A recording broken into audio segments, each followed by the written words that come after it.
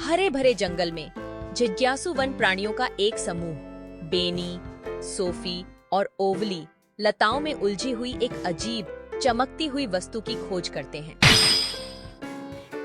बेनी हमेशा की तरह बहादुर है और सावधानी से आगे बढ़ता है।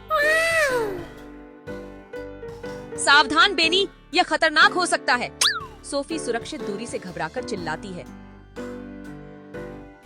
जबकि ओवली एक ऊंची शाखा से देख रहा है। बेनी कुछ पत्तियों को एक तरफ धकेलता है, जिससे छोटी छोटी टिमटिमाती रोशनियों के साथ एक लंबी कुंडलित डोरी दिखाई देती है। जानवर असमंजस में एक दूसरे को देखते हैं। समूह में सबसे बुद्धिमान होने के नाते ओवली ने मनुष्यों को इंटरनेट नामक किसी चीज से जुड़ने के लिए तारों का उपयोग करने के बारे में सुना है। उल्लू अपने छोटे चश्मे को ठीक करता है और कहता है, मेरा मानना है कि यह एक मानव संचार उपकरण है।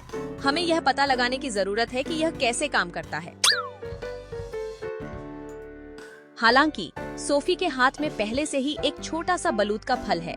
वह उसे केबल से जोड़ने की कोशिश कर रही है। सोफी कहती है, शायद ये पासवर्ड है। ओली हंसते हुए कहते हैं, नहीं नहीं, मुझे लगता है कि हमें किसी प्रकार के उपकरण की आवश्यकता है। लैपटॉप से धूल झाड़ते हुए वे रहस्यमयी इंटरनेट से जुड़ने की कोशिश करते हैं, लेकिन सिग्नल कमजोर है और वाईफाई बार बार बंद हो रहा है। यह थोड़ा अजीब है, बेनी बुदबुदाया और अपने बड़े पंजे से लैपटॉप पर प्रहार किया। मनुष्य ऐसा कैसे करते हैं? बे सोफी पास के एक पेड़ पर चढ़ जाती है और वाईफाई सिग्नल को पकड़ने की कोशिश करते हुए अपने छोटे पंजे हवा में लहराने लगती है।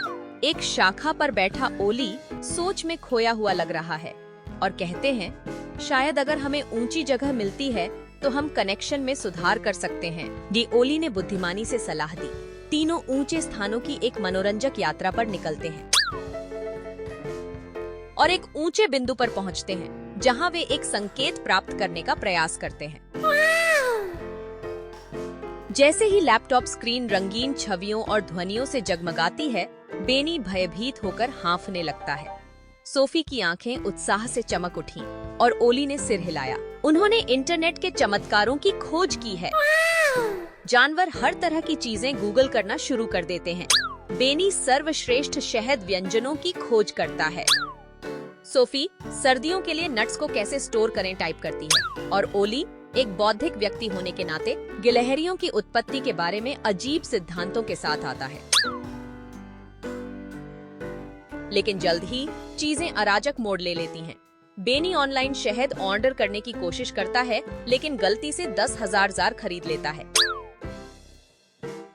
सोफी की नजर सोशल मीडिया पर पड़ती है और वह न्यूटेला नाम की गिलहरी की दीवानी हो जाती है।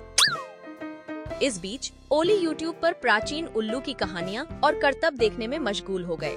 जैसे जैसे दिन बीतता है, इंटरनेट लाभ से अधिक ध्यान भटकाने वाला बन जाता है। बेनी शहद की खरीदारी के उन्माद में फंस जाता है। सोफी सुंदर आकार और पूंछ के साथ न्यूटेला की नकल करने की कोशिश में घंटों बिताती है और ओली का दिमाग उल्लू की भविष्यवाणियों के वीडियो से भरा रहता है। अचानक इंटरनेट केबल चमकने लगती है और अंधेरा हो जाता है। क्या हुआ? बेनी ने आश्चर्य से पूछा। ओली ने आह भरते हुए कहा, मुझे लगता है कि हमने सिस्टम को ओवरलोड कर दिया है। निराश होकर जानवरों को एहसास हुआ कि शायद इंटरनेट वन प्राणियों के लिए नहीं है। वे लैपटॉप पैक करते हैं, इंटरनेट को अलविदा कहते हैं और अपने साधारण जीवन में वापस चले जाते हैं। बेनी को एक बार फिर असली शहद की तलाश में खुशी मिलती है और ओली शांति से सितारों का अध्ययन करने के लिए वापस चला जाता है।